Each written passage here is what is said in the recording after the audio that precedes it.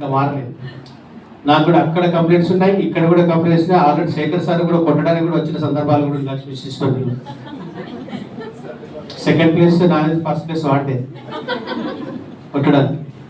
So అట్లా ఉన్నప్పటికీ కూడా చెప్పాము అప్పుడు మేము, అవి అంత విలువలతో కూడిన విద్య ఎట్లే నేర్పామో అవి అంతే విలువలతో ఒక గురువు అనేటువంటి వాడు ఉండాలి, అంతే క్రమశిక్షతో గురువు అనేటువంటి వాడు ఉండాలని నేర్పింది మాత్రం మాకు మా శ్రీలక్ష్మీ శిశుమందిర్ యాజమాన్యం.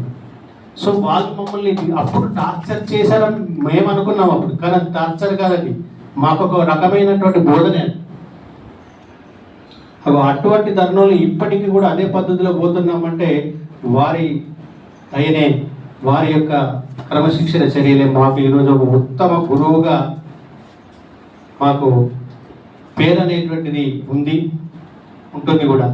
అదేవిధంగా మనకు కూడా ఆ యొక్క శ్రీలక్ష్మి శిశుమందిర్లో ఏరియాలో ఉన్నటువంటి సమ్ స్కూల్స్ ఏవైతే ఉన్నాయో ఆ స్కూల్స్లో ఏదైనా గవర్నమెంట్ ఇచ్చే వర్క్ కానీ ఇతరత్ర టీచర్స్ ఇచ్చే వర్క్ కానీ తర్వాత ఏదైనా కూడా చేసేటువంటి విధానంలో ఫస్ట్ ప్లేస్ లక్ష్మీ శిశుమందిర్దే ఉండే స్టాఫ్ పరంగా చూసుకున్నా కూడా.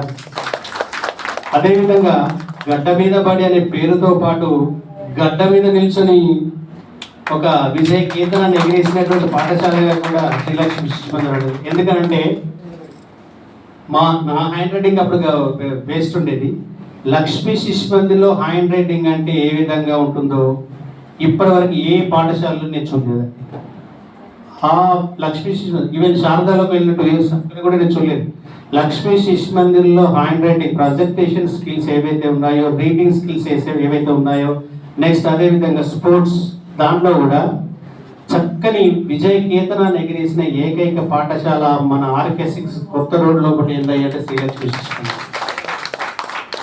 సో అందుకే ఇప్పటికీ మా పేరెంట్స్ కూడా అంటారు, నువ్వు లక్ష్మీ శిశుమందిర్లో చెప్పినప్పుడే బాగుండేదిరా, ఇప్పుడు బాగుండేది అని వాళ్ళకు కూడా తెలిసిపోయింది. ఇప్పటికి స్టిల్ నవ్వు అంటేనే ఉంటారు. అవి అంత యాక్టివ్గా పనిచేసి ఎంతో చక్కటి పేరు తెచ్చుకున్నాం. అందుకు సార్ గారికి ధన్యవాదాలు తెలుపుతూ మీ అందరికీ కూడా అదేవిధంగా మరోసారి శుభాశీస్సులు తెలియజేస్తూ మీ పిల్లల్ని కూడా అదే విలువలతో అంతే పద్ధతిగా పెంచడానికి ట్రై చేయండి. అఫ్ కోర్స్ కొన్ని కారణాలు అనేటువంటి, దట్ మీన్స్ సెల్ ఫోన్ ద్వారా ఈరోజు కొంత చెడు మార్గం కాకుండా ఇంకా ఇతరత్ర కొన్ని మార్గాల ద్వారా పిల్లలు చెడిపడరు. దాన్ని మనం అవాయిడ్ చేస్తూ మన పిల్లల్ని మనం సక్రమైన దారిలో పెడుతూ మనంత కాకపోయినా ఎంతో కొంత విలువలతో కూడుకున్నటువంటి విద్యను నేర్పిస్తూ, బుద్ధులు నేర్పిస్తూ వాళ్ళకు కూడా ముందుకు నడిపించి మీ స్థాయిలో కూడా వాళ్ళు ఉండాలి. మళ్ళీ సిల్వర్ జూబ్లీలో అందరం కలుసుకోవాలని మనస్ఫూర్తిగా కోరుకుంటూ సెలవు తీసుకుంటున్నాను. Thank you.